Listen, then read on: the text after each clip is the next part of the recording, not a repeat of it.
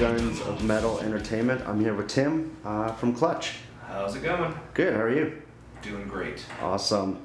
Earth Rocker came out and it was put under your own record label.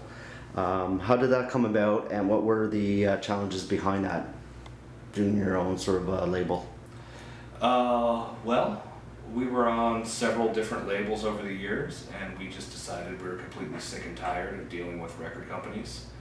And in 2008, we decided to just set out on our own and never look back. And it's probably the best thing we've ever done for our career. But yeah, like you were saying, Earth Rocker came out on our own label. That was the second Clutch studio album that we put out on our own label. And since that time, we've been lucky enough to get back the rights to our three previous studio albums, and also an album called Jam Room as well. So once we release our newest album, we're going to end up owning 7 out of 11 of the Clutch studio albums that are in existence. So basically, starting our own label, we did it for our own survival, to cut everybody out except for ourselves, and it's been the best decision we've probably ever made. Are you end up going to want to get the other albums? Are you going to do any sort of special like remastering to them or additional art, any B-sides sort of thing? We have done that quite a bit. We've re-released our albums Blast Tyrant, Robot Hive Exodus, and From Beale Street to Oblivion as expanded bonus versions. Okay. And the next one, I guess, will be Jam Room, because we got the rights to that one back recently, which was our album from, I forget if it was 1999 or 2000, around that time. And yeah, so that's where we're at. That's awesome. Obviously, there's probably a lot of legal work and a lot of back and forth with lawyers and whatnot. I'm not really sure about the process, but it's not as easy as as it seems to get the rights back from the music, right? It definitely took us a little while to get the rights back to the 3 studio albums other than Jam Room. Yeah. But that's something that's been completed for years and years and years. So we've moved on quite a bit and really don't think about other labels or let that kind of negativity from the past affect us in any way. For sure.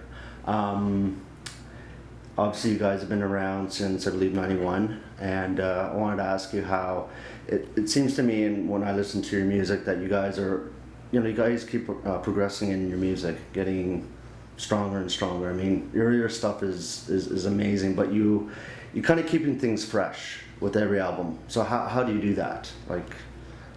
Well, I think the most important thing is that we try to write songs that we personally like. We try to write songs that we like to listen to and we like to play. We've been lucky enough to not repeat ourselves too much. I think we consciously try to make our songs sound a little bit different than the last.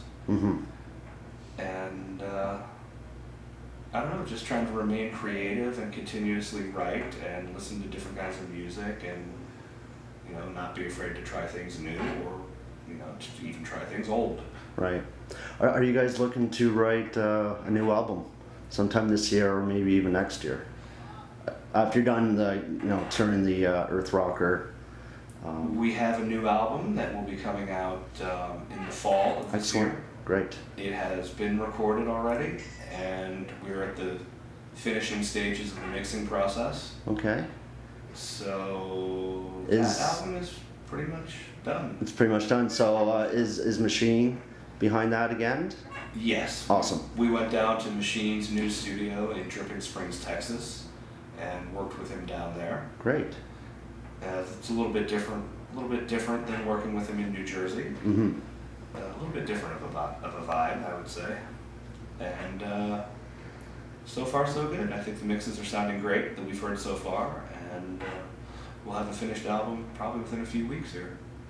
Want to ask about your guitar playing, and want to ask when was the first time you picked up the guitar, and what were the first chords that you played? If you remember. I started playing guitar when I was 14 years old. Okay. My guitar instructor, made me do, like, half the lesson would be just reading and playing basic stuff, and then the other half of the lesson would be learning whatever song you want to learn. And the first song I ever learned was Foolin' by Def Leppard. Interesting. So, Interesting. yes. I'm sure I could not play it very well, but I attempted to play it. Yeah. It was something that made you sort of focus. I mean, it was probably one of your favorite songs at the time. Maybe. Maybe? I'm not exactly sure. Not exactly sure. I think the first 4 songs I learned were, let me think, it was that one, Foolin' by Def Leppard, Mm-hmm. We're Not Gonna Take It by Twisted Sister, and I think Smoke on the Water and Stairway to Heaven were the first 4. Yeah. Excellent. The Trooper was in there too, by Iron Maiden. Yeah. By Iron Maiden. Yeah. That was one of the early ones that I learned as well. And not an easy song to learn on guitar. Well, most people when they pick up the guitar, it's always like Iron Man or Smoke on the Water, a little bit easier riffs. Honestly, I had the easiest time with Okay. the Iron Maiden song. Mhm. Now that I think about it. Right. It came sort of naturally to you. You had the magic fingers. I wouldn't go that far. No. So you're sort of read in an interview that your guitar tone has changed over the years. Would you agree or disagree with that? I mean, it changes slightly. I wouldn't say it's changed massively. Mm-hmm. The way I look at it is, early on, I recorded more guitar tracks per album. Like on our early albums back in the 90s, I just recorded more tracks, so it sounds a bit differently. Mm-hmm. Like, for example, there'd be 3 or sometimes even 4 rhythm tracks, and then a lead track as well. Whereas nowadays, it's 2 rhythm guitar tracks, Mm-hmm. generally. So I think a lot of that affects how people hear my guitar tone. But I would say on this newest album, it is a little bit more distorted and possibly more metal even. Right. As metal as Clutch could possibly be, even guitar tone wise. Well, do you see Clutch going more metal, like even heavier than Earth Rocker? Like, would you explore those sort of options? It's a bit heavier and faster than Earth Rocker, I would say, as a Yeah. whole. I'm trying to pull information out of you about the new album. Like, what would fans expect with the new album, without giving too much away? Okay, well, I would basically say that fans of Earth Rocker won't be disappointed in it. It Cool. definitely has the rocket riff vibe and Machines production as well. Mm-hmm. But it's just really a different set of songs. That's really the only difference to me. It's Mhm. natural evolution forward in Clutch. Cool. Also read that you're a big collector of guitars. How many guitars do you have? If you read that I'm a big collector of guitars, that was false information. Was it? Yes. Okay. Because Do you have any guitars? In any sort of collection? no, I don't No? actually. No? I just have 2 SGs and a Les Paul currently. Yeah. And have you been using those for like the last few years, or every album or tour you change them up? I changed my guitars up quite a bit. On the album, I played a '59 reissue Les Paul. Mm-hmm. Sounds amazing, but I have a lot of trouble playing it live because the neck is so huge. Right. So I've been trying to stick with SGs live. I'm usually a happier person when I play an SG. Okay.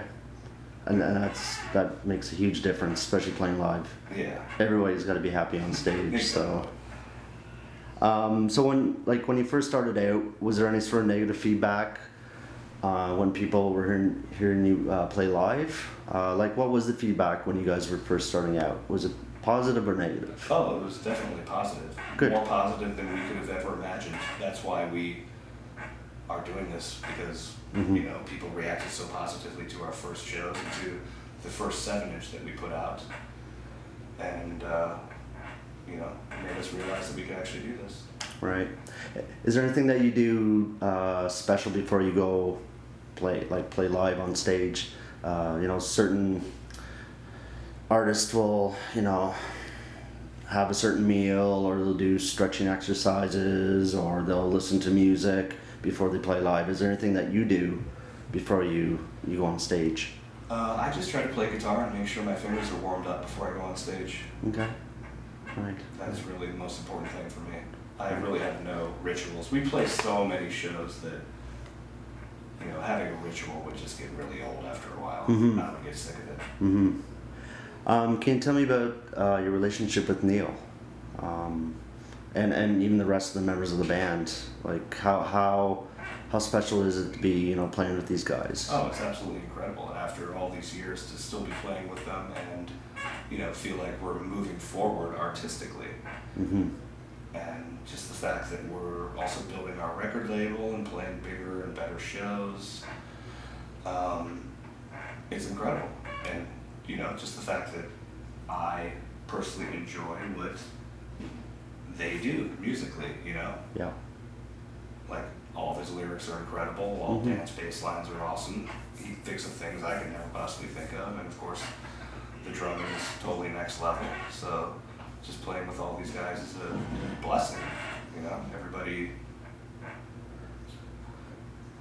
wants to make the best clutch song possible, and nobody has huge egos and trying to take everything over. There's no I in team sort of thing. So Yeah, that's really luckily how it's worked out over the past 23 years for some reason. you guys have been around for 23 years, touring the world. Has there any, how should I say this? Is there any place that you haven't been to that you would want to play? Any country? Absolutely. Yeah. Absolutely. We've only played Brazil one time, so Okay. going down to South America would be incredible. We've only gone over to Japan one time. We haven't really been able to get anything going in Asia at all, and that's such a huge, huge market. Mm-hmm. We know lots of bands, well, not lots, but several bands who've played India as well, Mhm. and Israel also. Mm-hmm. I would love to play those places. We've never played South Africa, which is a very common tour stop. Mm-hmm. There's still a lot of places that we could go play. And Russia as well. We haven't gotten into Russia too much. We've only played one show in Moscow over the years. Is there anywhere in North America that, like, obviously you played North America for several years, but has there been one spot that you've said, hey, we haven't been here yet and we would like to? We've never played Alaska or Hawaii. Okay. We did a show on an army base in Hawaii, but that really didn't count because it wasn't open to the public. But we had a couple shows booked in Alaska at one point, and they fell through for some reason. Alaska and Hawaii are two places we would love to play in North America. So right now we're in Seattle, Washington, and you're currently on tour with Mastodon. So how's that tour going so far? It's been absolutely great. This is our third tour we've done with Mastodon over the years, and it's by far the funnest. Because you know the guys really well, and yeah, you guys are clicking as a tour, which is very important. So. And we get to play decent venues every night. And you guys are co-headlining. Yep. So tonight you are headlining, or we're opening the show tonight. you're opening the show? Okay. We are opening most of the shows. We opened the Vancouver show. We opened one Vancouver show and closed the other Vancouver show. And then we have, I believe, 4 more at the end of the tour. Okay. Basically around our area. So, I think we're only doing 5 or 6. Right. They're doing the rest. Awesome. Okay, so we'll finish up and I'll let you go. And thank you very much for doing the interview. Fans can look forward to your new album in the fall. Absolutely. And thanks a lot, Tim. Cool. Thank you. All right. Cheers. Cheers.